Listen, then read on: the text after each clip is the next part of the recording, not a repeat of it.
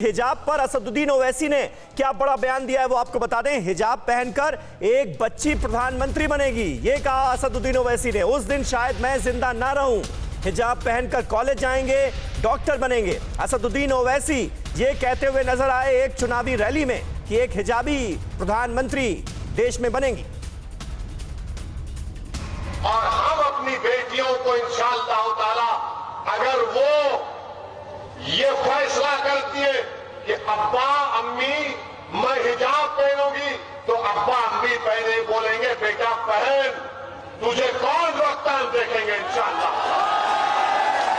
हिजाब निकाब पहनेंगे, कॉलेज को जाएंगे, डॉक्टर भी बनेंगे, कलेक्टर भी बनेंगे, एसडीएम भी बनेंगे, बिजनेसमैन भी बनेंगे।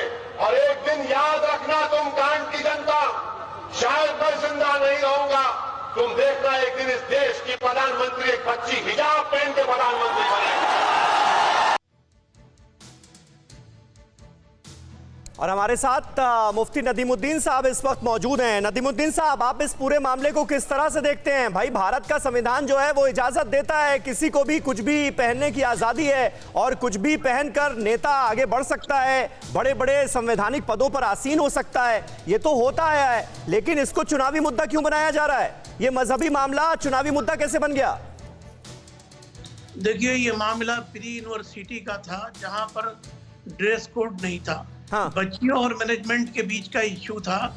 इसको जबरदस्ती पॉलिटिकल लोग आकर के इसको हिंदू और मुसलमान का मसला बना रहे हैं। मैं कहता हूं कि अगर हिजाब कोई बच्ची पहनती है, उसका राइट्स है।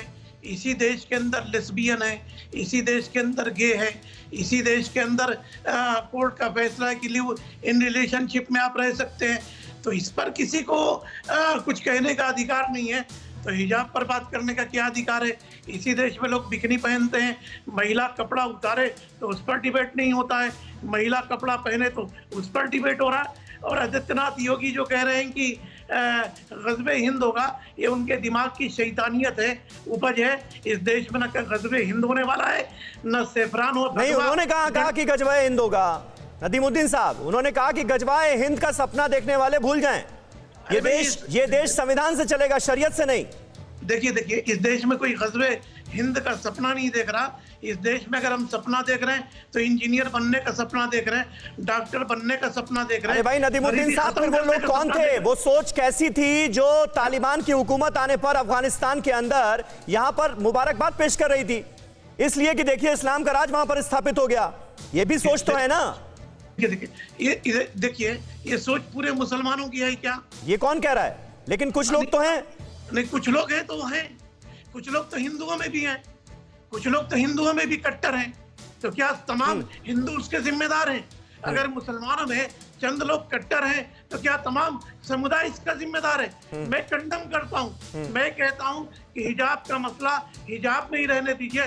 पहले जो मोदी जी, योगी जी, अमित शाह नफरत का निकाब पहने हैं, नफरत का निकाब उतारो, झगड़ा खत्म हो जाएगा। हिजाब पर बोलने के बजाय आप ये समझिए कि एक महिला अगर मांग में सिंदूर लगाती है, बिंदिया लगाती है और मांग में सिंदूर लगा करके प्रोफेसर बन करके लेक्चर दे सकती है, तो एक महिला हिजाब में क्यों नहीं तालीम हासिल कर सकती है? अगर उसका सिंदूर राइट्स है तो इसका हिजाब राइट्स है। बात खत्म हो गई। इस पर झगड़ा। नदीमुद्दीन साहब, यहाँ पर मसला सिर्फ स्कूल यूनिफॉर्म का है, स्कूल के ड्रेस कोड का है। ऐसा नहीं है कि हिजाब पर कहीं और पाबंदी लग गई हो, या फिर घर से आप क्या पहनकर निकलें क्या ना निकलें इस पर कोई पाबंदी लगाई गई हो। यही ये झूठ बार बार फैलाने की कोशिश क्यों की जा रही है, ये भी एक बड़ा सवाल है। परवाह देश की, सोमवार से शुक्रवार रात 10 बजे TV9 भारतवर्ष पर।